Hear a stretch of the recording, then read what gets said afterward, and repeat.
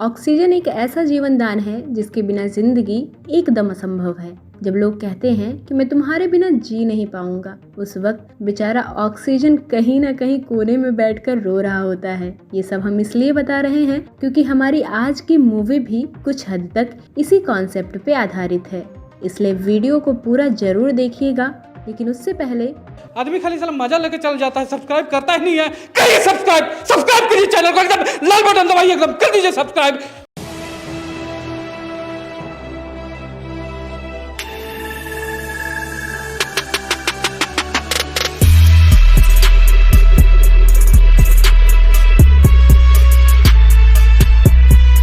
स्टोअवे यह एक science fiction thriller movie है जिसे जो पेना नाम के एक यूट्यूबर ने लिखा और डायरेक्ट किया है।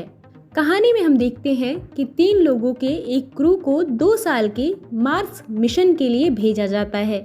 सब कुछ ठीक ठाक चल ही रहा होता है, तभी बीच सफर में उन्हें मॉड्यूल्स के बीच में एक आदमी घायल पड़ा मिलता है जो कि एक लॉन्च सपोर्ट इंजीनियर था। तीनों क्रू बहुत डर जाते हैं कि आखिर ये है कौन और यहाँ पर उनसे पहले कैसे पहुँचा। वो क्रू को बताता है कि रिपेयरिंग के वक्त उसका एक्सीडेंट हो गया था, लेकिन उसे खुद ही नहीं पता कि वो यहाँ कैसे पहुँचा है। इसी कंफ्यूजन और डिस्कशंस के साथ मूवी धीरे धीरे आगे बढ़ती रहती है। वो तीनों क्रू मेंबर्स उसकी जान तो बचा लेते हैं, लेकिन इस चक्कर में उनका लाइफ सपोर्ट सिस्टम CDRA पूरी तरह से बर्बाद हो जाता है, जिस कारण पूरे स्पेसशिप में धीरे धीरे ऑक्सीजन की कमी होने लगती है और सबका दम घुटने लगता है। CDRA यानी कार्बन डाइऑक्साइड रिमूवल असेंबलीज, यह एक ऐसा डिवाइस होता है जो स्पेसशिप में से कार्बन डाइऑक्साइड को बाहर निकालने का काम करता है। इसे ठीक करने के लिए वो सारा जुगाड़ पानी लगा लेते हैं, लेकिन कोई फायदा नहीं होता है क्योंकि वो स्पेसशिप सिर्फ 2 लोगों के लिए ही बना था। 3 लोगों को भेजकर मिशन कंट्रोल ने वैसे ही एक रिस्क लिया था, तो अब ये चौथा मेंबर कहां से एडजस्ट होता। नौबत तो यह आ जाती है कि चारों में से कोई 2 या तो स्पेसशिप से बाहर चला जाए या फिर सुसाइड कर ले, तभी ऑक्सीजन लेवल मेंटेन हो पाएगा। तो अब वो चारों कौन कौन से तरीके अपनाते हैं और कंफ्यूजन से भरे इस भयानक सिचुएशन से कैसे डील करते हैं, यह जानने के लिए आप इस मूवी को जरूर देखिएगा। स्टोअवे उस इंसान को कहा जाता है जो बिना किसी पैसे के या चुपके से किसी भी ट्रांसपोर्ट जैसे बस, ट्रेन या फिर प्लेन में सफर करता है। वैसे इस हिसाब से तो भारत में भी बहुत से स्टोअवे भरे पड़े हैं। इस मूवी में कुछ नहीं होकर भी बहुत कुछ है। यह मूवी हमें साफ साफ बताती है कि ऑक्सीजन की किल्लत सिर्फ धरती पर ही नहीं बल्कि अंतरिक्ष में भी है। बस फर्क इतना है कि यहाँ पर फ्री में अवेलेबल है और वहाँ पर आर्टिफिशियल फॉर्म में।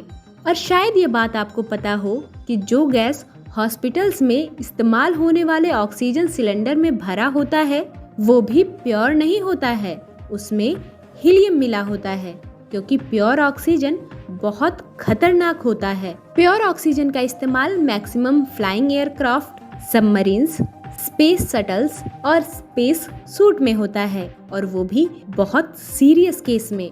खैर, इस मूवी को सर्वाइवल थ्रिलर मूवी भी कहा जा सकता है, क्योंकि जब आपकी बहुत बुरी तरह से फटी पड़ी रहती है ना, तो बस खुद की भलाई ही सोचती है। उस वक्त ना चाहते हुए भी आपको सेल्फिश बनना पड़ता है, तभी आप सरवाइव कर सकते हैं। क्योंकि खुद का पेट भरा ही ना हो और आप भंडारा कराते फिरे, तब तो हो चुका आपका कल्याण। यह सब हम इसलिए बता रहे हैं क्योंकि इनडायरेक्टली मूवी में इन्हीं सब बातों पे फोकस किया गया है। इस मूवी का सबसे तगड़ा पार्ट है इसका VFX। माँ कसम, इतना असली लग रहा था ना, जैसे हम एस्ट्रोनॉट्स को लाइव देख रहे हों। बहुत ही बेहतरीन काम किया है इसकी VFX टीम ने।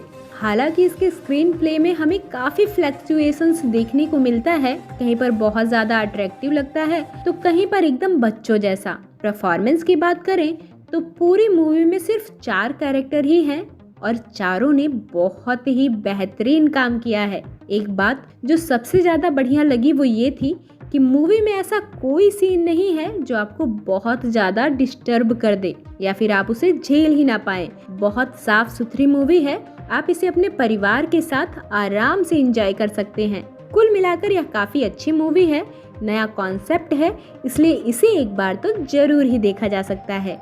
तो अगर आपने इस साइंस फिक्शन मूवी को देखा है तो उसका एक्सपीरियंस हमसे जरूर शेयर करिएगा और इसी तरह के इंटरेस्टिंग वीडियोस के लिए हमारे चैनल को भी सब्सक्राइब कर लीजिएगा। मिलते हैं अगली कहानी के साथ, तब तक के लिए जय हिंद, जय श्री राम।